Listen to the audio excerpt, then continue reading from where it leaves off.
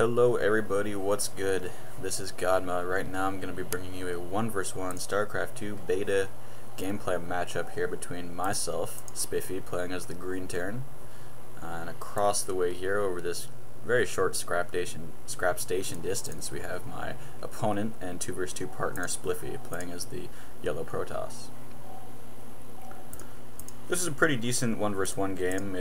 It's on Scrap Station, so in my opinion Scrap Station always makes for a pretty exciting game. Also, I realize now that I haven't had a lot of videos with Protoss in them, so right now hopefully Spliffy can show us how to decently do a Protoss game. At this point you all know how it goes, pumping out SCVs, pumping out probes, Spliffy throwing down his first pylon here. Not too bad of a placement. He's probably going to work some sort of wall off. I am no exception to this wall off either. I'm getting my first supply depot in my appropriate position. Pretty early scouting probe here from Spliffy. Or no, perhaps he's just deciding to double back and he just wanted to activate that Zelnaga watchtower right quick.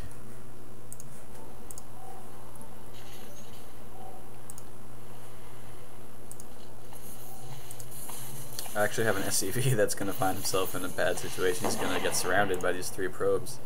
And pretty expertly done here by Spliffy. He's going to take out that scouting SCV, denying me what little information I may have gotten. First refinery coming down from myself.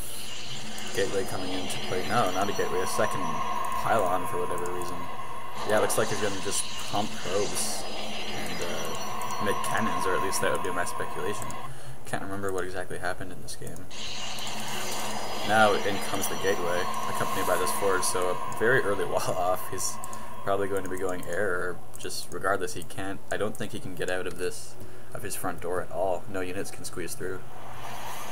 So a pretty bold strategic choice there from Spliffy. Let's see what he can make happen. Myself, I'm just getting that orbital command upgrade. For those of you that don't know, the orbital command becomes available after you throw down your barracks.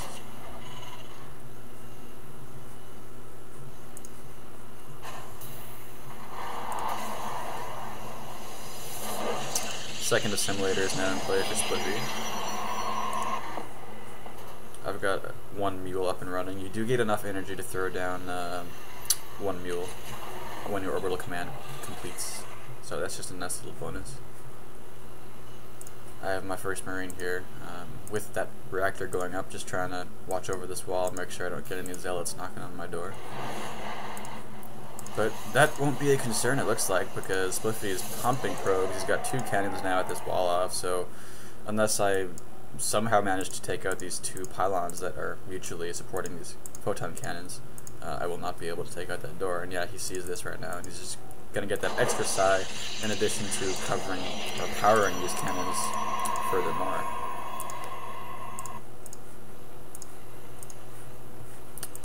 Building right here is a factory, so we're not seeing that second factory that I like to do. Instead, I'm dropping a command center, probably going to be lifting that off to either my natural or this island expansion, which is even more valuable here in Scrap Station because it is just so incredibly close to the opponent's base. I think if you tried, you could probably drop some siege tanks here and eventually just leapfrog your way into the opponent's base. But right now I'm going to be lifting off this factory, trying to do some brief scouting with that. My main base is pretty well saturated. Taking a look at income here, I do have that standard Terran advantage as far as income on the Protoss. Protoss do not mine nearly as fast as Terran. This is just due to you know, the nature of the races, and also obviously the mules. The mules are a huge economic boost. They're really invaluable to the Terran race. Switching to production, I'm dropping 2 starports, so yeah, that factory was undoubtedly just to get up the tech tree to make these 2 starports, so maybe we could be seeing some Vikings, maybe some Banshees even. Spliffy with some similar thinking, he's getting 2 stack gates of his own, so almost parallel gameplay here from us, as we are going up the tech tree, getting air units, and not really opting to do any fancy stuff, do any rushes here along the more alternate ground route.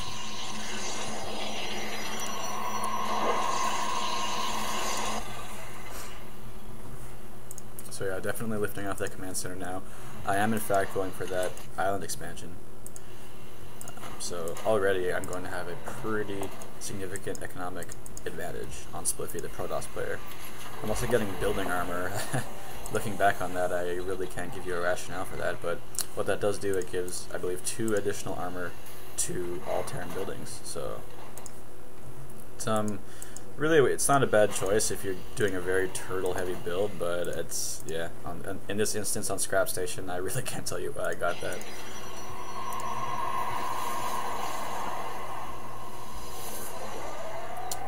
A Phoenix now coming in from Spliffy, so he's just starting to get his air units out. If he's lucky, he will fly his Phoenixes over here and just get a free factory kill. But at the same time, I'm dropping these missile turrets. Not forgetting that this is Scrap Station and the base distance is really, really close to each other by air. So my first air deterrent is this factory here, just to get some scouting information, and then if that falls, I'll have my missile turrets. So this Phoenix, yeah, it's going to see the factory, going to start putting down some laser beams on that. Second Phoenix now in play. This factory has to hightail it out of there. The question is, yeah, no, these Phoenixes are not going to stay at that factory. They're going to make these missile turrets, and that one Phoenix is going to drop.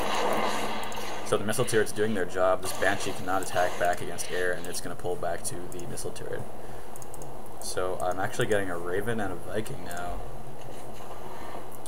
Also a 3rd starport now in play. Spliffy operating off of 2 Stargates, and I'm also just beginning to saturate this 2 refinery island expansion, getting some missile turrets up there as well, just for some peace of mind.